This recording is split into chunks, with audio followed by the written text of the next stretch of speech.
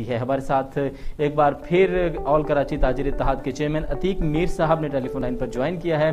अतीक मीर साहब खुश आमदेद और बहुत शुक्रिया आपने वक्त दिया। अच्छा अतीक मीर साहब, ये कहिएगा कि पाकिस्तान इस वक्त एक इमरजेंसी की सूरत हाल में है, तवानाई का शदीद बहरान है, बिजली नहीं है, पेट्रोल बहुत ज़्यादा हाई है और हम इंपोर्ट करते हैं पेट्रोल, डॉलर बहुत महंगा है जिसकी वजह से डॉलर देना पड़ते हैं। इस इमरजेंसी को टैकल करने के लिए अगर सिंध हुकूमत कोई फैसला कर रही है और वो कहती है कि आप सुबह जल्दी दुकानें खोलें, शाम को जल्दी बंद कर दें, जैसा कि दुनिया भर में होता है, तो इसमें ताजिर बरादरी साथ क्यों नहीं दे रही? क्या एक पाकिस्तानी की हैसियत से हमें उनका साथ देना नहीं चाहिए? कौन से ऐसे सुकम हैं जो इस फैसले में हैं या आपके तहफ़्फ़ुज़ात हैं? एक बार फिर हमारे सुनने वालों को और देखने वालों को बताइए। और मैं हूँ अब्बास मुमताज़। ब्रेक पर जाने से पहले हम बात कर रहे थे सिंध तवानाई बहरान पर काबू पाने के इक़दामात और सिंध हुकूमत ने जो फैसला किया है तमाम मार्केट्स को जल्दी बंद करने का, शादी हॉल्स और रेस्टोरेंट्स को वक्त से पहले बंद करने का, क्या इस तरह से तवानाई पर काबू पाया जा सकता है या नहीं, और ताजिर बरादरी इस फैसले को कैसे देखती है? हमारे साथ एक बार फिर ऑल कराची ताजिर इत्तेहाद के चेयरमैन अतीक मीर साहब ने टेलीफोन लाइन पर ज्वाइन किया है।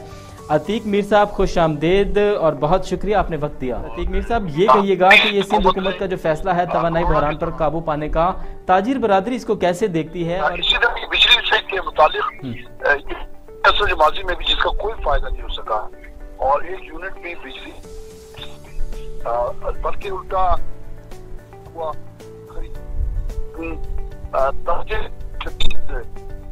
मुतासिर हुए और यहाँ तक कि इस फैसले के नतीजे में मैं कराची में मजबूरी तौर पर कारोबारी सरगर्मियां 60% से ज्यादा मुतासिर हुए, इसलिए कि 9 बजे से कबल 6-8 घंटे की लोड शेडिंग और वो ताजिरों से बहुत ज्यादा परेशान हुए, खरीदार के मार्केटों में नहीं आते।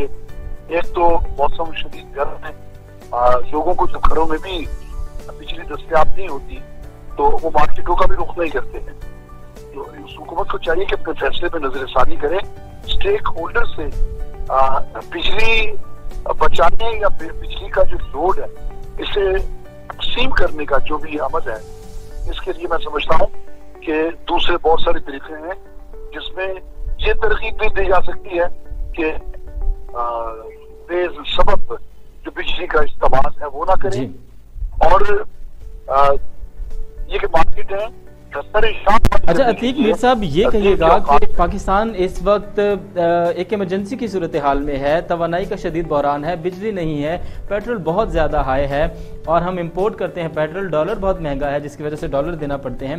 इस इमरजेंसी को टैकल करने के लिए अगर सिंध हुकूमत कोई फैसला कर रही है और वो कहती है कि आप सुबह जल्दी दुकानें खोलें, शाम को जल्दी बंद कर दें, जैसा कि दुनिया भर में होता है, तो इसमें ताजिर बरादरी साथ क्यों नहीं दे रही? क्या एक पाकिस्तानी की हैसियत से हमें उनका साथ देना नहीं चाहिए?